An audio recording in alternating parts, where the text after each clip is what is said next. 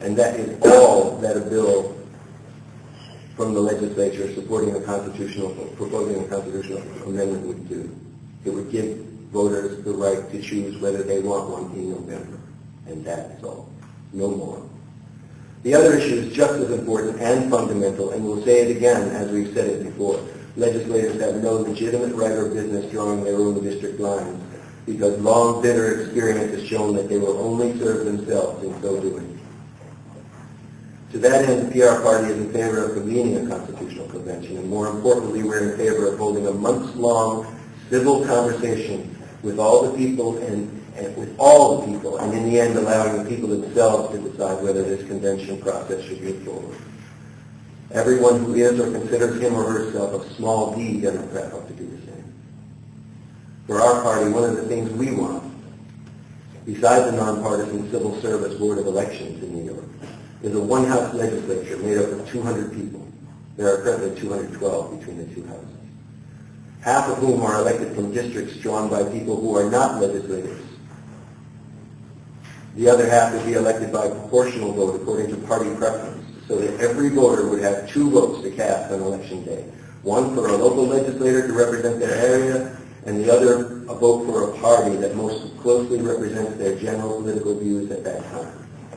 There should be a minimum party vote threshold of 3 or 4% for any party to gain representation in the legislature. We don't need 2 separate legislative houses. We borrowed this system from the British 250 years ago, and it's outlived its usefulness. Think of it. The Assembly is like the House of Commons, and the Senate is like the House of Lords. We no longer need a House of Drunken Lords. A single House full of commoners will do quite nicely, thank you. And we ought not to allow accidental governors and state controllers to serve unelected terms that are longer than any of our legislators' terms.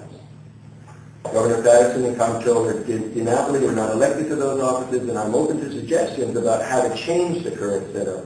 But clearly, the people didn't choose these gentlemen to serve in those capacities for what amounts to 3-year terms for each of them. Finally, I would be remiss to leave out the matter of local government democracy, since it's current here in New Paltz. We have 2 municipal governments here, a town and a village, and we're in the early stages of spending about $50,000 of other people's tax money to decide whether and how to consolidate different departments of each or head toward full unification. And state law doesn't provide us many good options. We actually have 4 governments here in New Paltz when you add in the local school district and the State University College. And the only one that really has allowed a modern, functional, and flexible system of governance is SUNY. All 3 of the others are so tied down and restrained by archaic state laws that we locals really don't see a good way forward. What we'd really like is an 18-month free association period decreed by the state, freeing us of all the micromanagement of state laws governing towns, villages, and school districts, and allowing us to devise our own methods of local government. As long as our results are functional and democratic and are approved by all the people affected, we should be allowed to live with them and to modify them whenever needed. Thank you. Thank you, Evan.